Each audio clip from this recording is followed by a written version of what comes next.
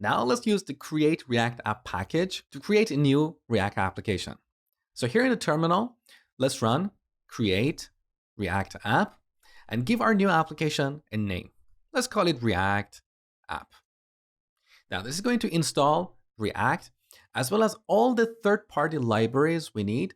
So it's going to install a lightweight development server, Webpack for bundling our files, Babel or Babel for compiling our JavaScript code, as well as a bunch of other tools. So when you create an application using Create React App, you don't have to do any configuration. All the configuration is done for you. However, if you want to customize this configuration for your production environment, you can always eject by running npm run eject. We'll look at this later in the future. So now we have a fully working React app.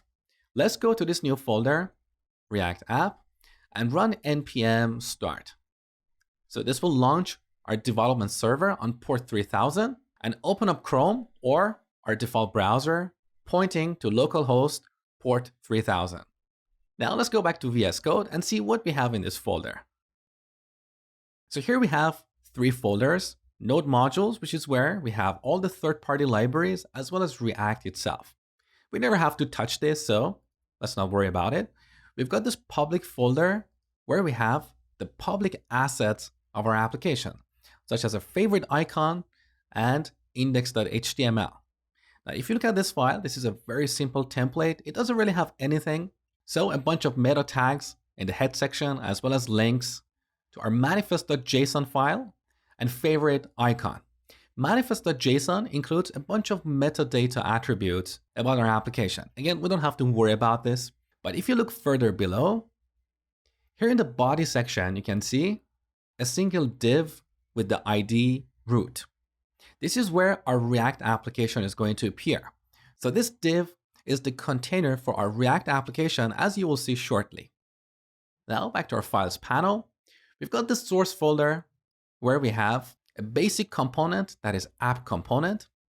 And that component is responsible for rendering this black banner on the top. So the output of that component is what you see here. Let's have a quick look at app.js. So you can see here we are using ES6 classes. We have a class called app that extends component, which is one of the built-in classes in React. Now, as you can tell, as a React developer, you need to understand what classes are and how to use them. If you're not familiar with these classes, I have a comprehensive course called Object-Oriented Programming in JavaScript. There, I cover classes in full detail. But to help you get started quickly, in the next section, I'm going to give you a quick overview of all the modern JavaScript features that you're going to use frequently in React applications. So if you're not familiar with classes or modules, don't worry for now. We're going to get to them shortly. Now look at this class. Here we have a render method or a render function where we return a markup like this. Now this is something you probably haven't seen before because we cannot have markup like this in JavaScript. Note that this is neither a string nor HTML. This is what we call JSX, which stands for JavaScript XML. So we use this syntax, which looks very familiar to us, to describe what the UI is going to look like. So this markup represents this black banner on the top. This is the output of our app component. Now, to make this code work, we have to pass this code through Babel, which is a modern JavaScript compiler. So Babel will take this JSX syntax and convert it to plain JavaScript code that browsers can understand. Let me give you a quick demo. Head over to babeljs.io/REPL or REPL. Here we can type modern JavaScript code, and Babel will convert that code into code that browsers can understand. So here I'm going to define a constant, which is a new ES6 feature, call it element, and set it to a JSX expression. So h1, let's say hello world, and we close it here. Again, note that here we are not setting element to a string. This is JSX, so we don't have quotes here, right? Now on the right side, look, this code is converted to a call to react.createElement.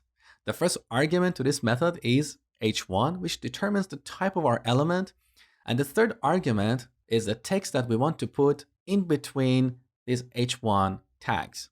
So as you can see, using JSX to describe what the UI looks like is much easier than writing plain React code like this. So in our components, we'll always use JSX, and we'll leave it up to Babel to compile that JSX code into calls to react.createElement. Now back to our files panel. Here we have app.css, which includes all the CSS for our app component. You can see this CSS file is imported into our component here. We also have a test file that is app.test.js. In this course, we're not going to look at testing. That's a topic for my advanced React course. We also have index.js, which is the entry point for our application. Don't worry about the code here. We're going to write it from scratch in the next lecture. Similarly, we have index.css. We also have logo.svg, which is the logo of our application. And finally, register serviceworker.js. This is some code that is automatically generated by Create React App, and it may change or disappear in the future. But at the time of recording this, basically what this file does is it serves assets from a local cache in a production environment. So for now, we don't have to worry about this. Next, I'm going to show you how to write some React code from scratch.